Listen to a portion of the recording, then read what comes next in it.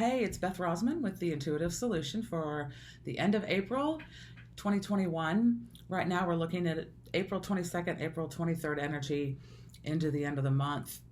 And I guess I don't have to tell you, as you've probably noticed, there's a lot going on. And I felt it was really important to keep you updated, share with you some of the planetary changes, some of the astrological lineups, and astronomy occurrences as well. For one, tonight, this is the night of April 22nd, and so into this morning, and then even in the subsequent late evenings, early mornings, we have the Lyrid meteor showers. And this is the first big meteor shower we've had this year, and I'm very excited about that. So if your sky is clear and you can get out to the country, or at least outside of a lot of city lights, you're going to want to look up at the northeast part of your sky after the moon sets, which will be later in the night or early morning. I know here in California, the moon will set at 4:39 Pacific Daylight Time. And then as it's setting, then that's going to give us more, the sky will be darker so you can better see those meteors. And they're going to come out of the constellation Lyra. And the main star that you'll want to look for is actually Vega. It's going to be near the star Vega, again in the northeast part of the sky as the moon sets. And if you don't get a chance to see it tonight, you could see it earlier in the morning, on the morning of the 24th. Saturday morning, Sunday morning, they'll be good. This meteor shower goes until about the 30th of April, so you'll have that chance. But do it now, because the moon is getting to be full, which is another aspect I wanted to talk about. I just feel like with every aspect of that we look at for my reports, whether it be Earth weather, current events, astronomy, numerology, the Mayan calendar, even the Sabian symbols for astronomy and astrology, it's pointing towards a lot of introspection, a lot of change and transformation. We've had a shifting this month in April from a lot of planets being in the Aries sign, the fire sign, more action-oriented, and then we're shifting more now into Earth signs. In fact, with this full moon coming up, we'll have 7 planets in fixed signs. Fixed means that they're steady, they don't move as quickly or as changeable as, say, a Gemini or a Libra or a Sagittarius. This is fixed sign energy of Taurus, Scorpio, Aquarius, and Leo. And so they're grounded, they're solid, but they slow things down a little bit. And so there's other aspects going on too that will actually cause us to go inward and give us a time for introspection, because in May there's a lot of cycles coming to an end and new beginnings, and it's just amazing. I didn't even quite realize all of it till I was doing research for this report. But the one big thing I wanted to talk about that's coming up is that we have today, actually it'll be tomorrow, the planet Mars is moving into Cancer. So Mars is an action-oriented planet. Cancer is the sign of feelings, the mother, the home. It's the emotions also. And Cancers are very protective and loyal to their family and friends. So Mars is activating this loyalty and protection. People are more likely to be thinking about old events from their past, maybe old family issues, other relationships, and they might be in relation to something going on now. But it's a sentimental energy. And I think Mars and Cancer, despite what other experts might say, I think Mars in Cancer actually feels good, because it brings action into and deciding into where we're going to make home, our relationships, bringing activity there. And also people are a little bit more vulnerable too with this Mars in Cancer. And sometimes they are emotions that come up because they need to be cleared or that are moving us forward, especially with everything else going on. Also on tomorrow, that's the 23rd, Friday, Venus is going to conjunct Uranus. And Venus is in Taurus, the earth sign, and she loves being in Taurus. Venus is the planet of love and beauty. and she feels very comfortable in Taurus. And she's making a lineup with Uranus and Taurus. And Venus is relationships and love, and Uranus can be a little volatile, electric, things happening out of the blue. So there can be some volatility in relationships. And even because Uranus is change and freedom and doing things differently, and it also is rules electronics and computers, artificial intelligence. But Venus conjunct Uranus, which Venus is financial, which is currencies, money, and banks. And because of this aspect, in the news, you might hear of changes in the markets, which I guess happens all the time, but there might be more interesting or more intense than usual changes in the markets, or with cryptocurrencies, or news or other talk of how we do business and thinking about new models for that. And this is all leading up to this full moon energy. And I think we're already feeling this full moon energy because it's bringing in a bit of divisiveness. There's a lot of freedom versus constraint going on, and opinions trying to divide people. And I think the important thing is to really stay in that love vibration and feeling unified. Because with this full moon coming up in Scorpio, it's actually a really beautiful full moon. There are 3 full moons in the spring that represent a higher planetary vibrational energy. The first one is the full moon that happens after Easter, and that's the full moon of the Christ energy, the divine healer, the Savior.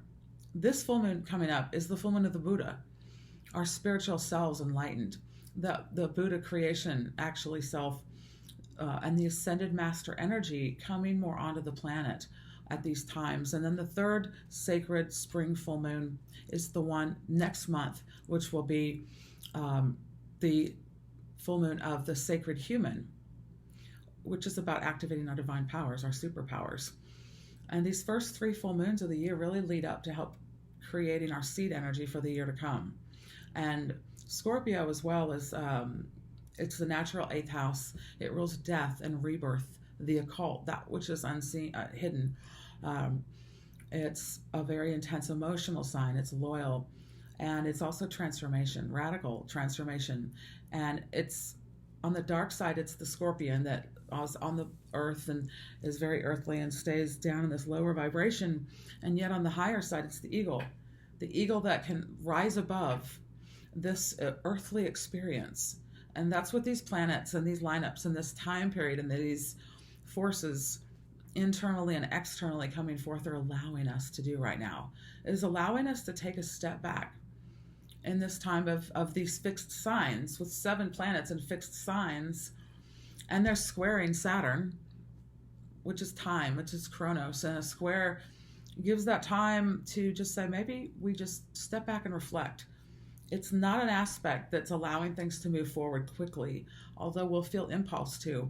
We'll be getting ideas or feelings about what's next. And there are big changes and decisions. But it's almost like we can make a decision right now and start planting seeds, but it doesn't have to happen immediately. That will come. But because it's this one of these higher vibrational spring full moons, and some cultures believe that the ascended masters, which are just more enlightened versions of ourselves, they're more likely or able to reach us here on this planet and penetrate those earth grids that are attempting to keep us limited. So it's a wonderful time to make ceremony, to be out in the water, be outside near, just anywhere near water, or just outside as you watch the stars and reflect on that inwardness. As well, on Saturday the 24th, we have Mercury conjunct Uranus. Mercury is the planet of ideas, of inspiration, of movement, thought, the mind, and Uranus is, again, new ideas. So it's a time when building up this weekend, and now when we can literally get so many great inspirations to seed our future. And these might be something that you will end up on Shark Tank with next year. They're so brilliant. So it's really important to stay centered and calm so you can receive those insights. Even though the full moon is not until Monday, the 26th at 8:31 p.m. Pacific Daylight Time, we're still feeling it and still building up to this, especially because it's a super full moon, meaning it's one of the full moons, last month was as well, that's closer, physically closer to the earth. So it will actually seem brighter in the sky, and hopefully we'll be able to see some of those moons. When the moon is full, it is more likely to cause weather patterns of moisture, rain, sleet, snow, fog, and be aware of that. And again, as well with the Scorpio full moon and other aspects going on, there's a high likelihood. We also have Uranus in Taurus, the earth sign. And Uranus is the great shaker-upper. So there's also a propensity towards seismic activity, including volcanoes and eruptions. Especially if you look at where this full moon squares the planet. So a square would be something that's of tension. And where it squares the certain geological locations, the physical locations on our planet, is when there's going to be more of a likelihood for those planets to come into the news for maybe revolutionary political events or unrest or even seismic or earth activity. And so this full moon on the 26th and the 27th in Europe, Greenwich Mean Time, the 27th actually, it squares those aspects those places I was just describing. It squares Brazil, Vancouver, it goes over to Scandinavia and Greece and East Africa, Japan, East Indonesia, and Central Australia. And that doesn't necessarily mean anything important or that anything's going to happen. It could be important. It's just sort of a time when the people that are living on those areas of the planet, because they're more of a square relationship to the full moon, there could be a bit more tension. A square is 90 degrees, and that can cause, again, a little bit more constraint or a push and a pull. It's kind of earth dynamics. And as well, we also have 7 planets in fixed signs at this time, as I mentioned, and they're all opposing Saturn, which is time. And there can be a lot of, I think we're feeling this already, forces that are trying to sort of divide people or just thinking about what people are trying to express is so important. And making sure as we are able to slow down, we can also slow down to listen, because our relationships are really being affected right now with these aspects too.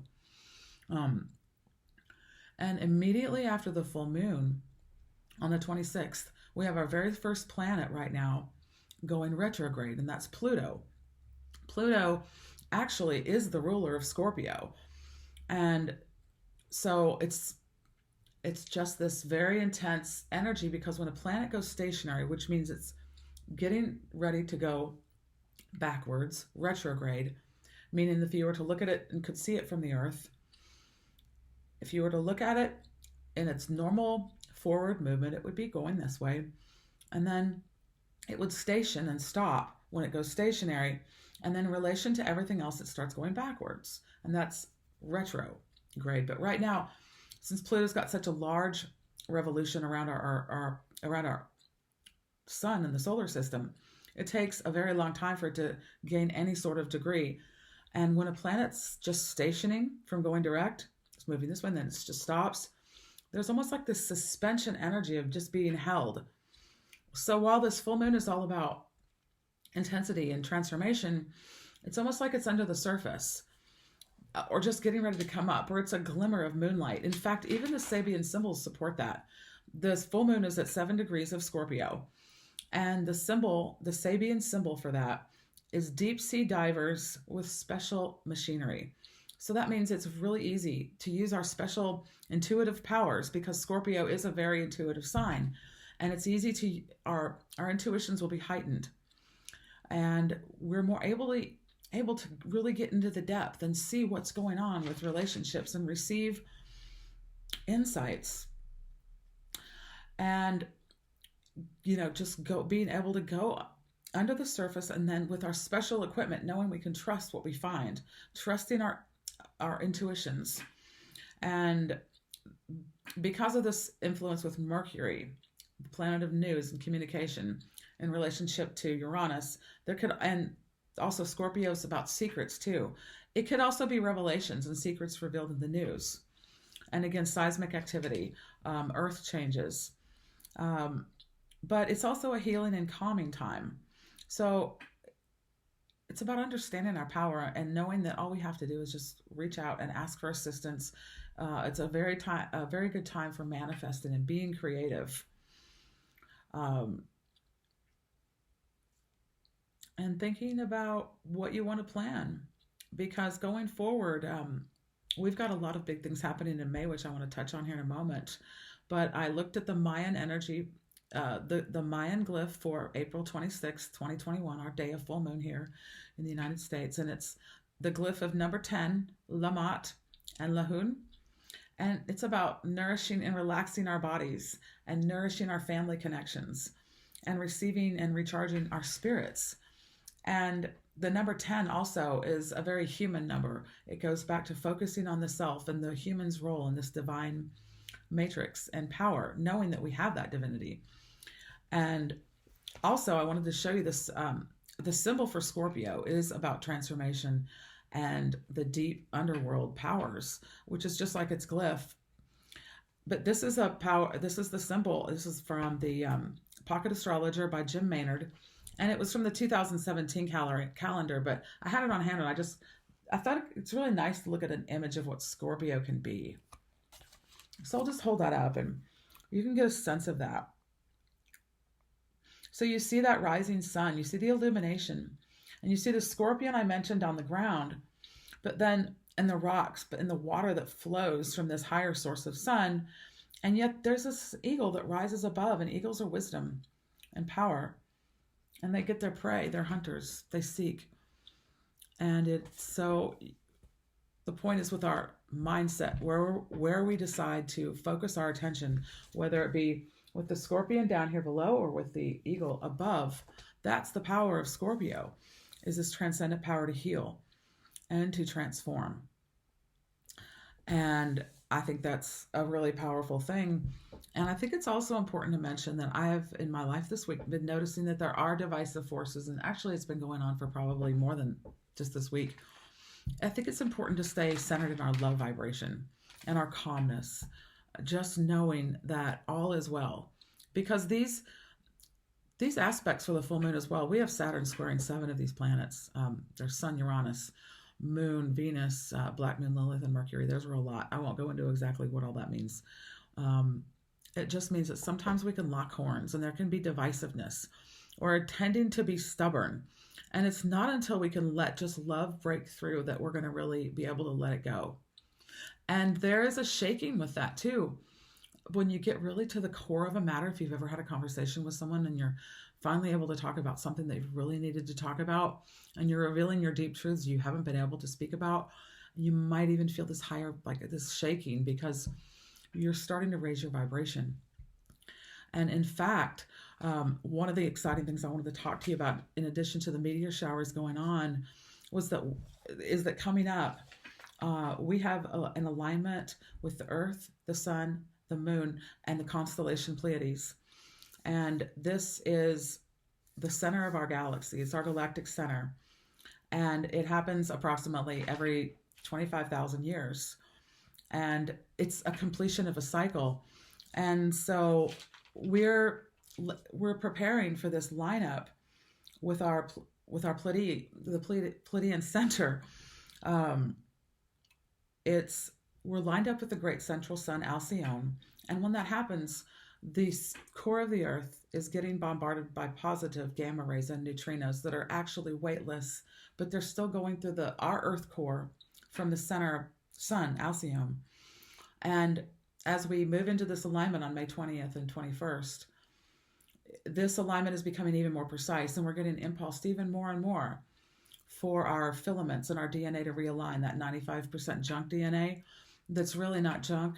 This is that time when those light encoded filaments are able to reconnect because of our connections. So we're getting up-leveled.